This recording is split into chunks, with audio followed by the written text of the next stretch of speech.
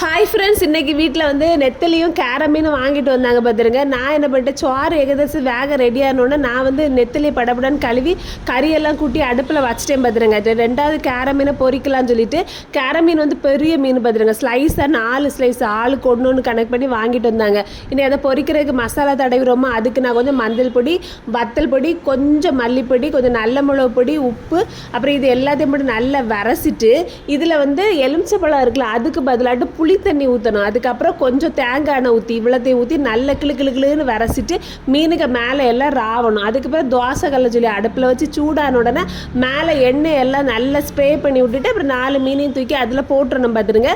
அதுக்கப்புறம் மீனுக்கு மேலே மறுபடியும் கொஞ்சம் கொஞ்சமாக எண்ணெய் ஸ்ப்ரே பண்ணி இதை பொரிக்கணும். நிறைய எண்ணெய் முதல்ல ஊற்றி பொரிக்கிறதுக்கும் கொஞ்சமாக அப்படியே அடித்து பொரிக்கிறதுக்கும் டேஸ்ட் வந்து வித்தியாசமாக நல்லா இருக்கும் பார்த்துருங்க. அப்புறம் நான் முதல்ல கருவேப்பிலை போட மறந்ததுனால நான் இப்போ கருவேப்பிலை போட்டிருக்கேன். பொரிச்ச மீன் ரெடி. சாப்பிடுவோமா சோத்து கூட?